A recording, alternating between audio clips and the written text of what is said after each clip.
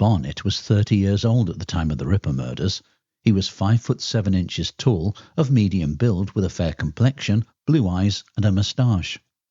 Since 1878 he had earned his living as a porter here at Billingsgate Fish Market. However, he lost his job in July 1888, the reason, it has been suggested by those who champion him as a suspect, being that he was caught stealing, although there is no actual documented proof that this was the case. The loss of his job put a strain on the couple's meagre resources, and Mary Kelly had returned to prostitution in order to make ends meet. In his inquest testimony, Barnett admitted that they occasionally quarrelled, and during one argument, a window of the room had been broken. There had been an altercation between them on Tuesday the 30th of October. Blows had been exchanged, objects had been thrown, and Joseph Barnett had moved out. The cause of this particular argument and of their subsequent separation was, according to Barnett, the fact that Mary had insisted on taking in a woman of immoral or bad character out of compassion, and he objected and left. In his police statement given to Inspector Aberline on the day of the murder, Barnett recalled that she told me that she had obtained her livelihood as a prostitute for some considerable time before I took her from the streets. He also told Aberline that, in consequence of not earning sufficient money to give her and her resorting to prostitution, I resolved on leaving her, but I was friendly with her. He told the inquest that Mary had on several occasions asked him to read to her about the Whitechapel murders, observing that she seemed afraid of someone, although she didn't express fear of any particular individual except when she rowed with him, although, he added, we always came to terms quickly. Having left 13 Millers Court, Barnett took up residence at a lodging house in New Street off Bishopsgate, a 5 to 10 minute walk from Dorset Street.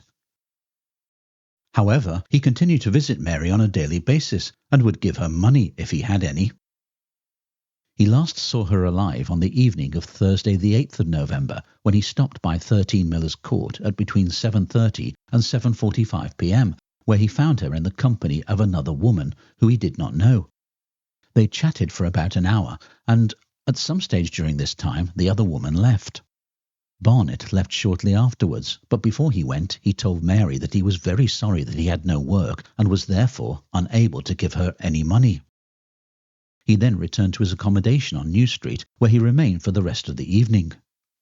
The next day he heard that there had been a murder in Millers Court and headed over there. En route he met his sister's brother-in-law, who told him that the victim was Mary. He went to Millers Court and there saw the police inspector and told him who he was and where he had been the previous night. Given his history with the victim, the police obviously viewed Barnett as a person of interest in her murder, and in consequence he was questioned for more than 4 hours by Inspector Aberline, and his clothes were minutely examined for any traces of blood.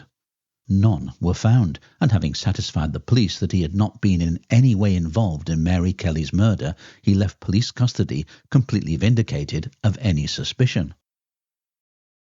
The Penny Illustrated paper quoted him as saying, "Marie never went on the streets when she lived with me. She would never have gone wrong again, and I should never have left if it had not been for the prostitutes stopping in the house. She only let them in the house because she was good-hearted and did not like to refuse them shelter on cold, bitter nights." It is worth pointing out that Barnett may have been treading carefully in his various statements, since, had he admitted that Mary Kelly had worked as a prostitute during their time together, he may have left himself open to a charge of living off immoral earnings. Barnett had the unenviable task of identifying Mary's body, and at the inquest, at which he was the first witness called, he confirmed that, "I have seen the body. I identify her by the ear and eyes. I am positive that it is the same woman I have lived with."